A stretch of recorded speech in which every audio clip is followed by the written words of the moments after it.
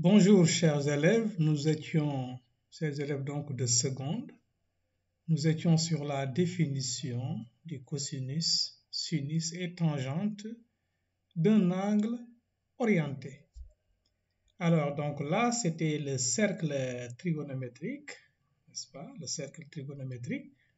On avait dit que si M est un point de ce cercle trigonométrique, et que l'angle X ici, que vous voyez ici, c'est l'angle formé par le vecteur I.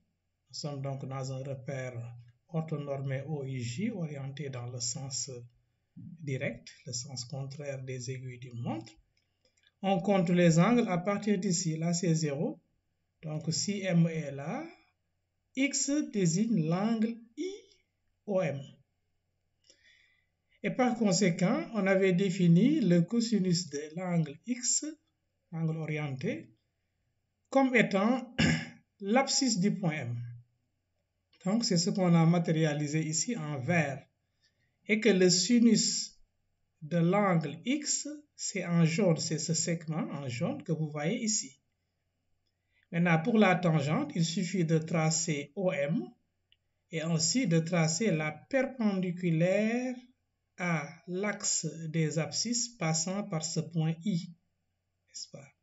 I tel que OI soit égal au vecteur petit i.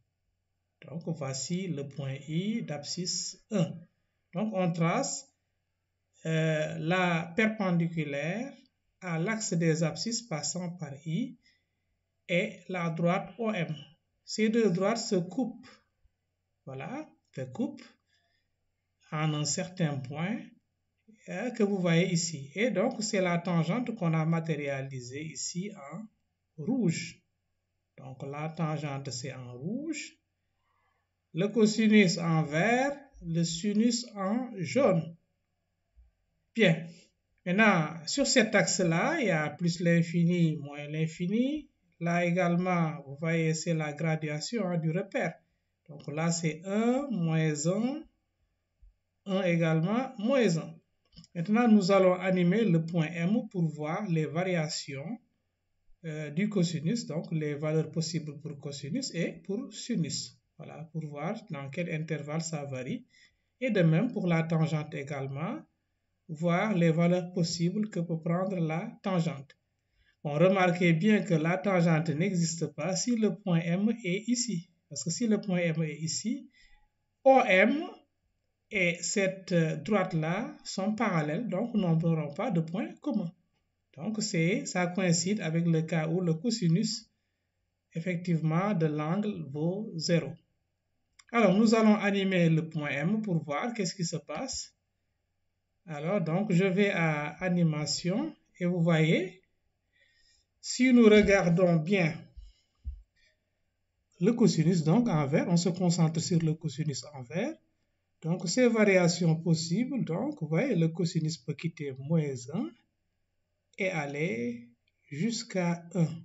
Ensuite, revenir. Vous voyez donc que le cosinus est toujours entre moins 1 et 1. Maintenant, pour le sinus, concentrons-nous, c'est moins 1 et ça va jusqu'à 1 et ça revient comme ça. Donc, toujours entre moins 1 et 1.